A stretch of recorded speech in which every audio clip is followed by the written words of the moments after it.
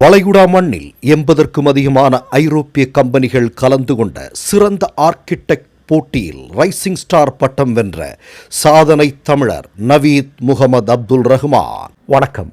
ராகுல் காந்தி தலைமையிலான காங்கிரஸ் கட்சியை சார்ந்த தொண்டர்கள் பிரதமர் மோடி அவர்களுடைய வீட்டை முற்றுகையிட்டு போராட்டம் நடத்தியிருக்கிறார்கள். முதல்ல அந்த வீடியோ பாருங்க.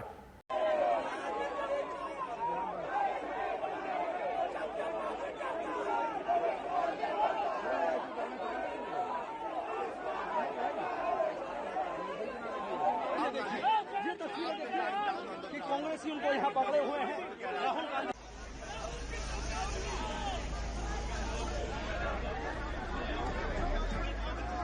காக்ரோச் ஜனதா பார்ட்டி முதல்ல இந்த போராட்டத்தை ஆரம்பிக்கும் போது அவர்கள் முன்வைத்த கோரிக்கை அப்படிங்கிறது, மோடியினுடைய ஆட்சியில் கல்வித்துறை அமைச்சராக இருக்கக்கூடிய தர்மேந்திர பிரதான் அவர்கள் பதவி விலக வேண்டும் என்பது.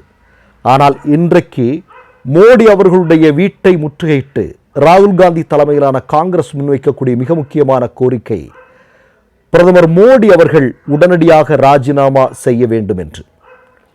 நீங்கள் நல்லா கேட்டுங்க, இவ்வளவு பெரிய சம்பவம் நடந்திருக்கு. 68 முறை வினாத்தாள் கசிவுகள் நடந்திருக்கு, குளறுபடிகள் நடந்திருக்கு, பல பேர் சேர்த்திருக்கிறாங்க. இந்திய நாட்டில் தான் நடக்குது. தலைமை பொறுப்பில் மோடி இருக்கிறாரு. ஆனால் பொறுப்பேற்றுக் கொள்வதற்கு யாரும் தயாராகவில்லை.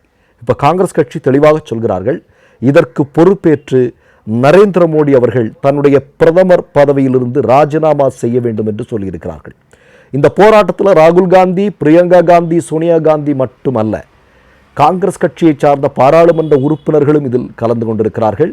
காங்கிரஸ் கட்சி ஆட்சி நடக்கக்கூடிய மாநிலத்தினுடைய முதல்வர்களும் இந்த போராட்டத்தில் கலந்து கொண்டிருக்கிறார்கள். சமீபகால இந்திய வரலாற்றில் ஒரு பிரதமருடைய வீடை எதிர்க்கட்சி தலைவரும் அவருடைய கட்சியை சார்ந்தவர்களும் முற்றுகையிட்டு போராட்டம் நடத்துவது என்பது அரிதிலும் அரிதான நிகழ்வு. இப்போ இன்னொரு செய்தியை நம்ம சொல்லியாகணும். இதில் காங்கிரஸ் கட்சியை சார்ந்த பாராளுமன்ற உறுப்பினர்கள் காவல்துறையினரால் குண்டுக்கட்டா தூக்கி கொண்டு போகப்பட்டிருக்கிறார்கள். போகிற இடத்துல அவர்கள் வன்முறைக்குள்ளாக்கப்பட்டிருக்கிறார்கள் என்கிற செய்தி வந்திருக்கிறது. அதே மாதிரி பெண் எம்பிக்களிடம் மோசமாக நடந்திருக்கிறார்கள் என்கிற செய்தியும் இன்றைக்கு ஊடகங்களில் வந்து கொண்டிருப்பதை நாம் பார்க்க முடிகிறது. இப்போ நாம் என்ன கேட்குறேன்னா, இதை ராகுல் காந்திகிட்ட பேசி ஏதாவது ஒரு சமரசத்துக்கு ஏற்பாடு பண்ண முடியுமா, தற்போதைக்கு போராட்டத்தை கைவிட முடியுமா அப்படிங்கிறது பேச்சுவார்த்தைக்காக மோடி என்ன பண்ணியிருக்கிறார் அப்படின்னா, ஜிதேந்திர சிங் என்று சொல்லக்கூடிய அவருடைய பிரதமர் அலுவலகத்தில் இருந்த மிக முக்கியமான அமைச்சர் பொறுப்பில் இருக்கக்கூடிய நபர், அவரை ராகுல் காந்திகிட்ட அனுப்பி வைக்கிறாங்க.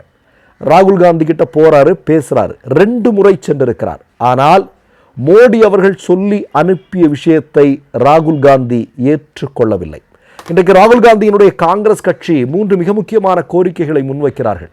ஒன்று, பிரதமர் மோடி ராஜினாமா செய்யணும். 2வது மிக முக்கியமான விஷயம் இந்த நீட் தேர்வினால் பாதிப்புக்குள்ளாகி இருக்கக்கூடிய குடும்பங்களுக்கு உடனடியாக அரசு அதற்கான உதவிகளை செய்து கொடுத்தாக வேண்டும். இந்த மாதிரியான கோரிக்கைகளும் இதை நீங்கள் உடனடியாக செயல்படுத்தி ஆக வேண்டும் என்பதுதான். இதில் இருந்து நீங்கள் இதை பண்ணலை அப்படின்னா நாங்கள் இந்த போராட்டத்திலிருந்து பின்வாங்க போவதில்லை என்பதை உறுதிபட சொல்லியிருக்கிறார்கள். ஒரு பக்கம் ராகுல் காந்தியினுடைய காங்கிரஸ் கட்சி சார்ந்தவர் மோடியினுடைய வீடை முற்றுகையிட்டுக் கொண்டிருக்கக்கூடிய அதே நேரத்தில் ஆம் ஆத்மி கட்சியினுடைய அரவிந்த் கெஜ்ரிவால் அவர்கள் இன்றைக்கு காக்ரோச் ஜனதா பார்ட்டி ஜந்தர் மந்தரில் நடத்தக்கூடிய போராட்டங்களுக்கு நேரடியாக சென்றிருக்கிறார். அது மட்டுமல்ல, காலையில் நீங்கள் பார்த்தீங்கன்னா இந்தியாவினுடைய இடதுசாரி கட்சியை சார்ந்த எம்பிக்கள் அவர்கள் ஒரு மிகப்பெரிய அளவிலான பேரணியை நடத்தி ஜந்தர் மந்தரில் போய் தங்களுடைய ஆதரவை தெரிவித்திருக்கிறார்கள். ஒட்டுமொத்தமாக ஜம்மு காஷ்மீரில் இருந்து இன்றைக்கு கன்னியாகுமரி வரையிலும் மோடியினுடைய இந்த கல்விக் கொள்கைக்கு எதிரான ஒரு மிகப்பெரிய போராட்டம் விரிவடைந்து வருகிறது என்பதுதான் முக்கியமான செய்தி. இதில் விவசாயிகள் ஒரு பக்கம் போடுறாங்க, அவங்களோட டிமாண்ட் வேறவா இருக்கலாம். ஆனால் இந்த நேரத்தில் இந்த போராட்டமும் சேர்ந்து வரும்போது நிச்சயமாக மோடி இதற்கெல்லாம் இணங்கி ஆகித்தான் வேணும் அப்படிங்கிற இடத்திற்கு அவர் தள்ளப்படுகிறார்.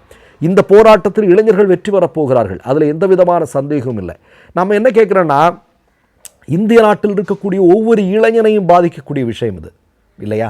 ஒன்றும் இல்லைங்க, இன்றைக்கி நடந்திருக்கக்கூடிய ஒரு செய்தியை உங்கள்கிட்ட பகிர்ந்துக்கணும்னு விரும்புகிறேன். இந்த வட இந்தியாவில் இருக்கக்கூடிய RSS அடிமை ஊடகங்கள் இந்த ஜந்தர் மந்தரில் போராடி கொண்டு இருக்கக்கூடிய இளைஞர்களிடம் போய் பாகிஸ்தான்கிட்ட காசு வாங்கிட்டு தான் இதை நடத்துறியா அப்படின்னு கேட்குறாங்க. சில நாட்களுக்கு முன்னாடி சைனாக்காரன்றது பணத்தை வாங்கிட்டு இதை நடத்துறியான்னு கேட்குறாங்க. எவ்வளவு கேடு கெட்டவர்களாக இருப்பார்கள் பாருங்கள். நாளைக்கு இவன் வீட்டில் மோடியினுடைய கல்வி திட்டத்தினால ஒரு இழவு விழும்போது தான் இவனெல்லாம் கற்றுப்பானா அப்படிங்கிறது நமக்கு தெரியல. இல்லையா? அப்போது உன்னுடைய வீட்டில் வர்ற வரைக்கும் நீ இதை நக்கல் அடிக்கிறது, கிண்டல் அடிக்கிறது, பொய்யான விஷயங்களை பேசுறது, அவதூறுகளை பரப்பி விடுறது, இதுதான் வேலையாக செஞ்சிட்ருக்கிற. எவ்வளவு பெரிய மகத்தான போராட்டம் இளைஞர்கள் போராடி இருக்கிறார்கள் என்றால் கொஞ்சம் யோசிச்சு பாருங்க. நீங்கள் இந்த 13 வருட ஆட்சியில் பொறுத்திருந்த இளைஞர்கள் தங்களுடைய எதிர்காலம் பாதிக்கப்படும் என்கிற அச்ச உணர்வின் காரணமாக இன்றைக்கு மோடிக்கு எதிராக களத்தில் வந்திருக்கிறார்கள். இந்த நேரத்தில் அந்த போராட்டத்தையும் கொச்சைப்படுத்துவதற்கு RSS அடிமை ஊடகங்கள் களத்தில் வந்திருக்கிறார்கள். எவ்வளவு வெட்கக்கேடானது என்பதை பாருங்கள். இதில் இன்னொரு சோகமான விஷயம் இருக்கிறது. என்ன அப்படின்னா, வட இந்தியாவில் இருக்கக்கூடிய பெரும்பாலான ஊடகங்கள், அங்கு இருக்கக்கூடிய மக்கள், அவர்கள் எல்லோரும் மனதாலும் தங்களால் முடிந்த அளவுக்கு இந்த போராட்டத்தில் ஈடுபடுத்தி கொண்டிருக்கிறார்கள். ஆனால் பெரியார் பிறந்த மண் நம்முடைய தமிழ்நாடு.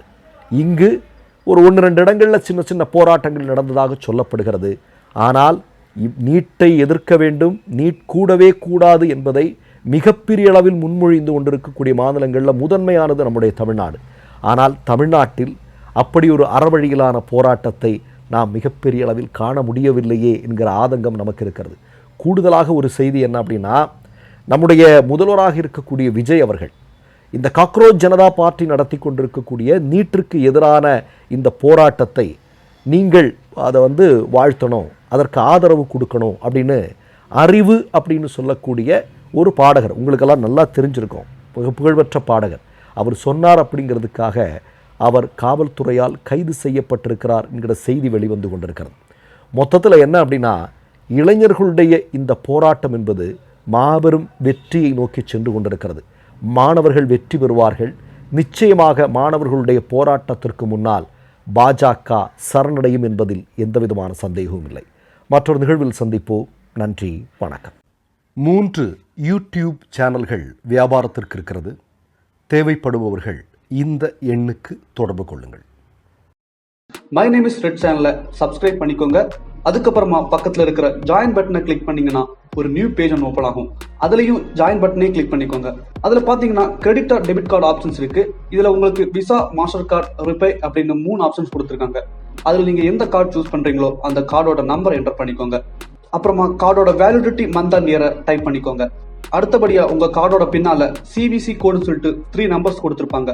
அந்த நம்பர் இதில் என்டர் பண்ணிக்கோங்க. அப்புறமா அட்ரஸ் அண்ட் இன்ஃபர்மேஷன் என்டர் பண்ணிட்டு பைங்கிற பட்டனை கிளிக் பண்ணிக்கோங்க. ஒருவேளை உங்க கார்டு நம்பர் இன்வாலிட்னு காமிச்சிச்சுன்னா உங்க கார்டுல இன்டர்நேஷனல் யூசேஜை எனேபிள் பண்ணுங்க.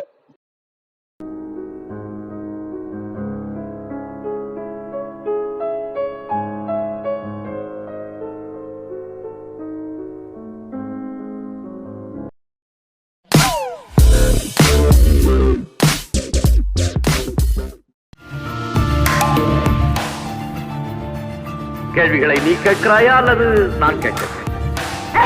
நீ கேட்காத, நானே கேட்கிறேன்.